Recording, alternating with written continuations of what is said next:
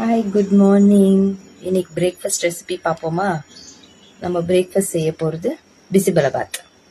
வாங்க எப்படி செய்கிறதுன்னு பார்ப்போம். தேவையான பொருட்கள்: நூக்கல், கேரட், பட்டாணி, பீன்ஸு, கொத்தமல்லி, தக்காளி, கருவேப்பிலை, வெங்காயம். அப்புறமா வாஷ் பண்ணி சோக் பண்ண ரைஸு, தூர் தால். இல்லை 2 டேபிள் ஸ்பூன் கீ விட்டுக்கலாம். இன்னும் வாஷ் பண்ணி சோக் பண்ண ரைஸு ஆட் பண்ணிக்கலாம். பவுடர், பிசிபெலாபாத் பவுடர் சாட்டே பண்ணிட்டோம். டர்மரிக் பவுடர் போட்டுக்கலாம்.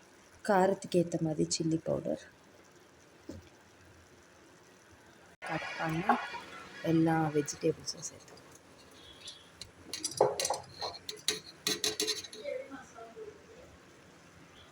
டொமேட்டோ சேர்த்துக்கலாம். சேர்த்துக்கலாம்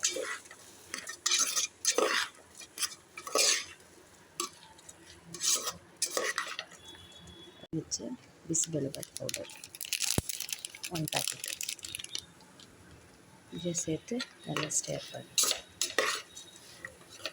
சாட்டே பண்ணிட்டோம்னால தேவையான அளவு உப்பு சாட்டே பண்ணிவிட்டு இது ஒரு ட்ரை ஸ்மெல் போகிற வரைக்கும் நம்ம வாட்டர் போர் பண்ணிக்கலாம்.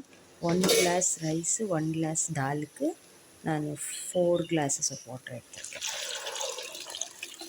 ஏன்னா அது கொஞ்சம் நல்லா சாஃப்டாக வேகணுன்றதுக்காக. ஸோ ஒரு சாட்டே கொடுங்க. க்ளோஸ் பண்ணி 3-4 விசில் வரைக்கும் விட்டு எடுத்துக்கலாம். ஓப்பன் பண்ணிக்கலாம். பிசிபெலாபாத் ரெடி.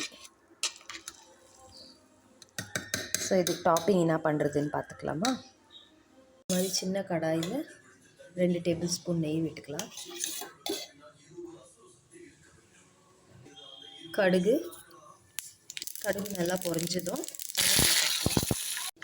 கொஞ்சம் கேஷ்யூநட், காஞ்ச மிளகாய்